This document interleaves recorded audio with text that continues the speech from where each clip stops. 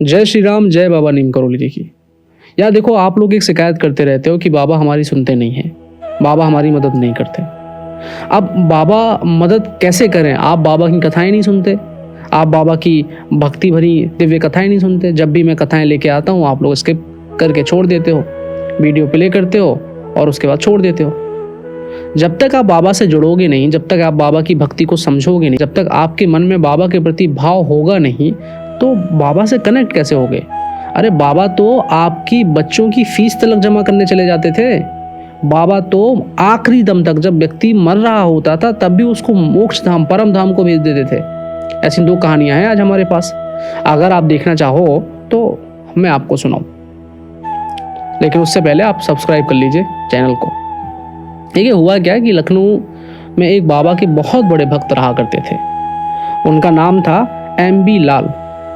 MB. लाल बाबा पे बहुत भरोसा करते थे, बाबा की हर बात को फॉलो करते थे जो भी बाबा उनसे कहते थे। एक बार उनको पता चला कि बाबा कानपुर में 6 दिन के लिए आए हुए हैं, तो ये बाबा के साथ चले गए।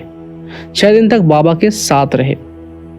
बट इनकी एक बेटी है लोरेंटो, वो कॉन्वेंट स्कूल में पढ़ती थी और कॉन्वेंट स्कूल की उनको फीस भरनी थी पिताजी को, यानी कि एम.बी. लाल को।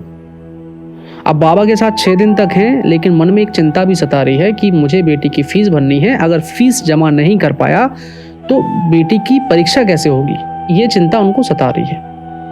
अब चूंकि बाबा तो सब जानते हैं, बाबा को बताओ ना बताओ, अगर भाव है बाबा के प्रति तो बाबा सब अंदर से निकाल लेते हैं, समझ लेते हैं। बाबा सब समझ रहे थे कि क्या परेशानी है। 6 दिन बाद एम.बी. लाल जी बाबा की सेवा करके, बाबा के साथ समय बिता के वापस आते हैं और सीधा स्कूल जाते हैं। और स्कूल में फीस जमा करने के लिए जाते हैं, तो वहाँ से प्रिंसिपल को जब फीस जमा करते हैं तो प्रिंसिपल कहते हैं कि आपकी फीस तो 4 दिन पहले ही जमा हो गई। बोले 4 दिन पहले जमा हुई? मेरे अलावा तो कोई जमा करने वाला है ही नहीं, किसने जमा की? बोले कोई एक बूढ़ा आदमी आया था, कंबल ओढ़े हुए था, दाढ़ी मूछ रखे हुए था, और उसने जाके फीस जमा कर दी, स्लिप आप ले जाइए।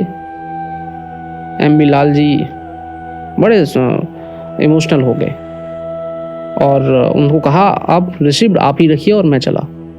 और बाबा को याद करते हुए आ रहे हैं, धन्यवाद करते आ रहे हैं कि बाबा हमने तो आपसे कहा ही नहीं था कि हमारी बेटी की फीस जमा होनी है।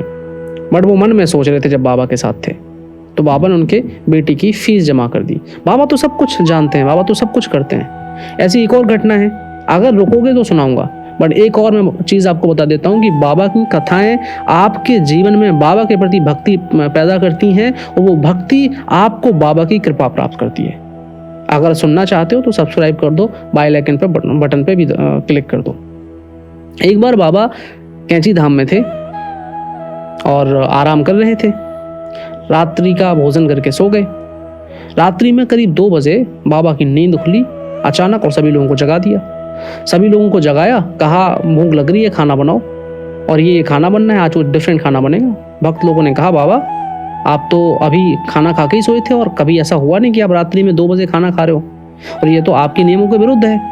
बाबा ने कहा जितना कहा उतना करो, नहीं करोगे तो मैं खुद बना लूंगा। अब बाबा जिद्दी थे, बाबा के भक्त बाबा का बहुत आदर करते थे, बाबा की आज्ञा का उल्लंघन कर नहीं सकते थे, तो बाबा के भक्तों ने खाना मिलकर बनाया। बाबा ने खाना खाया और आराम से ढकाल ली और सो गए। और सोने के बाद 4 दिन बाद एक चिट्ठी आती है कि बाबा के एक परम भक्त का स्वर्गवास हो गया है।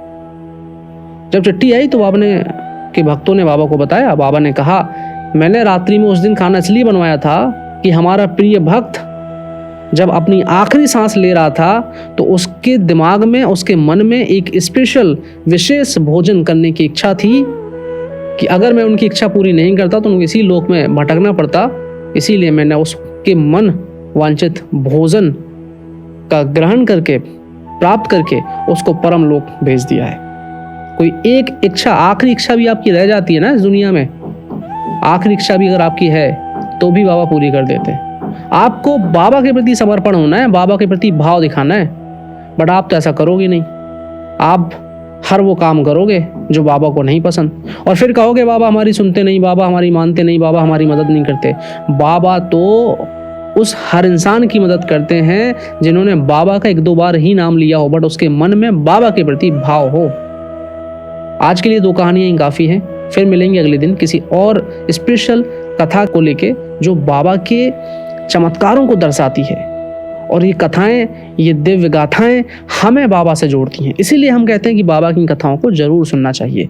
जय बाबा नीम करोली जी की। पुनः कह रहा हूँ, सब्सक्राइब कर लीजिए, अगली बार कहीं दिव्य कथा आपसे छूट ना जाए। जय श्री राम।